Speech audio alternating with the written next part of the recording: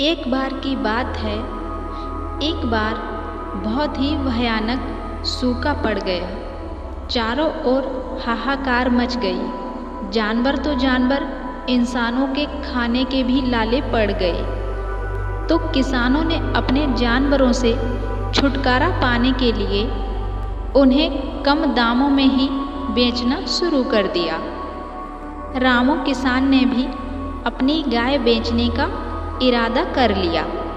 रामू ने खूंटे से गाय की रस्सी खोली और उसे दुलारता बाजार की ओर लेकर चल दिया। बाजार में अच्छे बुरे, चोर, ठग सभी आते हैं। रामू के पीछे भी ठग लग गई। एक ठग रामू के पास पहुंचकर बोला, क्यों भाई, गाय बिकाऊ है क्या? है तो बूढ़ी, परंतु एक बछड़े को जन्म तो दे ही देगी। रामू ने कहा, तुमने मेरी गाय को बूढ़ी क्यों कहा? ये तो जवान है, एक नहीं 10 बछड़े जनेगी। मैं तो इसे 100 रुपये में बेचूंगा। सूखे के दिन हैं, वरना इसे 500 रुपये में बेचता। तो ठग हंसकर बोला, मैं तो 10 रुपये लगाता हूँ।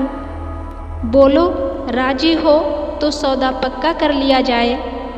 बूढ़ी गाय के 10 रुपये बहुत हैं। किसान को गुस्सा तो बहुत आया, परंतु चुप रहा और आगे की तरफ चल दिया। थोड़ी ही दूर चला होगा कि दूसरा ठग मिल गया। रामू किसान को देखते ही वह ठग बोला, बूढ़ी गाय को बूढ़ी ही कहा जाएगा। नई रस्सी बांधने पर बूढ़ी गाय जवान थोड़ी न हो जाएगी। तो रामू ने कहा, कुछ भी हो जाए, मैं 100 रुपये से कम नहीं लूँगा। लेना है तो बोलो, वरना अपना रास्ता नापो। तो ठग बोला, 5 रुपये दूंगा, देना हो तो दो, नहीं तो इसकी रस्सी हाथ में लिए घूमते रहो। इस गाय के 5 रुपये से अधिक कोई नहीं देगा। ठग ने कहा।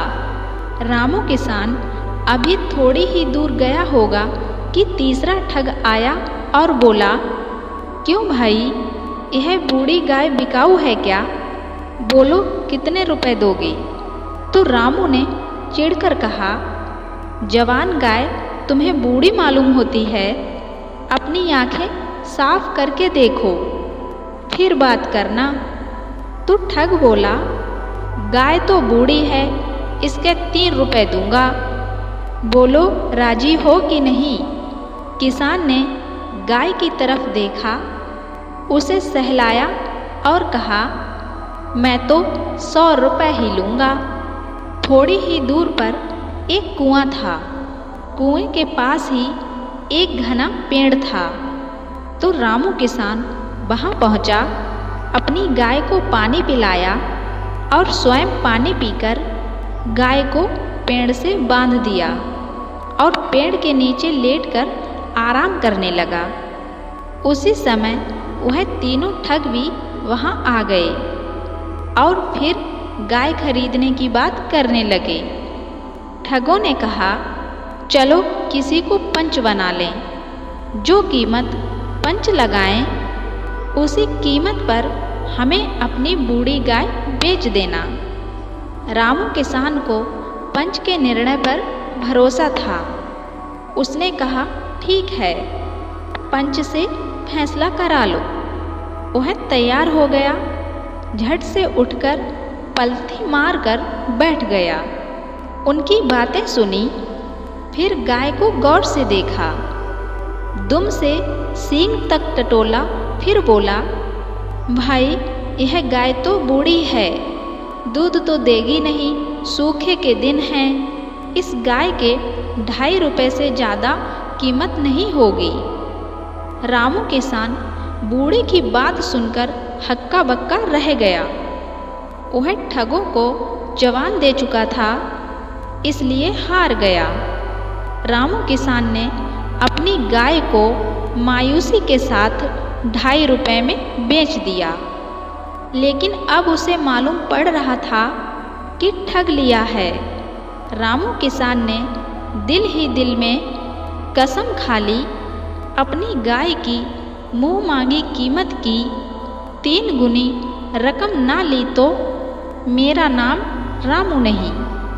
रामू अपने गांव की तरफ चल पड़ा, परंतु थोड़ी ही दूर पर जाकर एक पेड़ के पीछे छुप गया।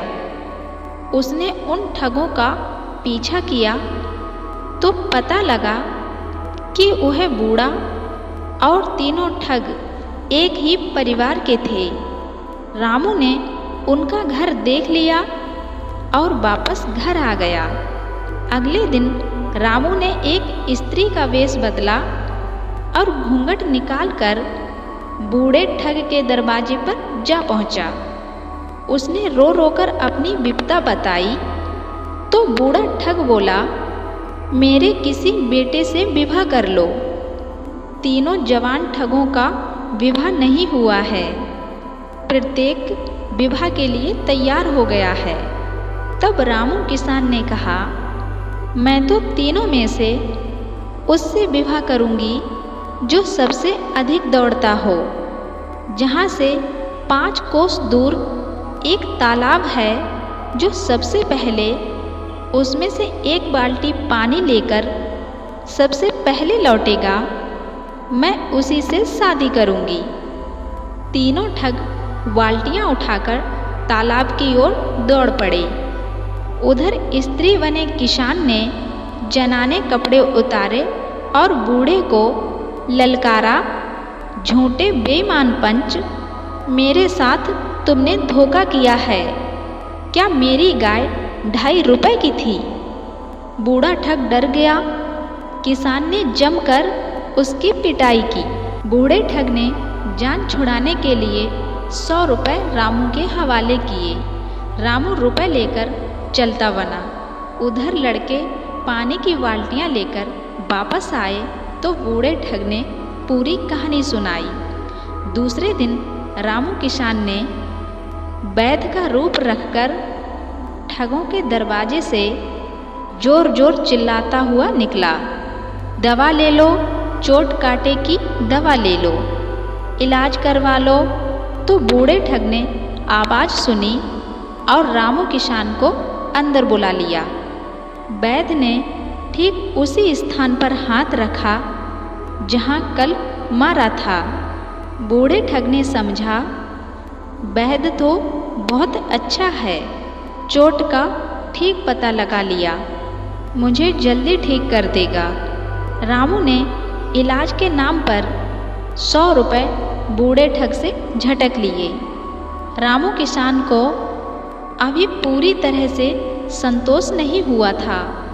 उसने अंतिम बार इरादा किया कि अभी 100 रुपए और लेने हैं। तीसरे दिन उसने गांव के कुछ नौजवानों को इकट्ठा किया और पूछा, तुम में से सबसे अधिक कौन दौड़ता है?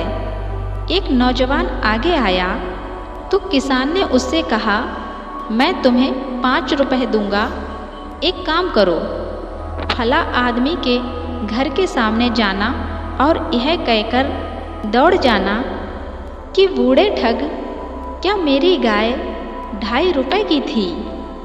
बूढ़े ठग का घर भी उसने दिखा दिया। नौजवान ने ठग के मकान के सामने पहुंचकर जैसे ही कहा, बूढ़े ठग, क्या मेरी गाय 2.5 रुपए की थी? ठग के लड़के उसे पकड़ने उसके पीछे चल दिए। भला कहाँ उसके हाथ आने वाला था वह नौजवान। इधर किसान बूढ़े ठग के सामने गरजा, क्या मेरी गाय 2.5 रुपए की थी?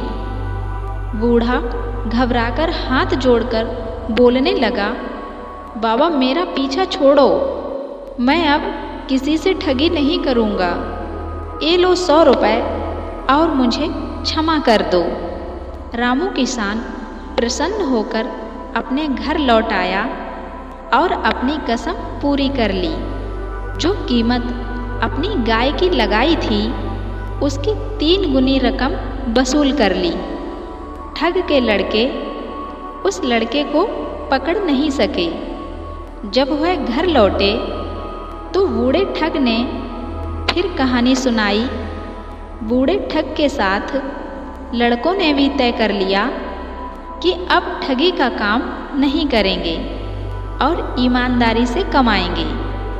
इसलिए कहते हैं जो सुकून अपनी ईमानदारी की कमाई में मिलता है वह बेईमानी से नहीं मिलता है।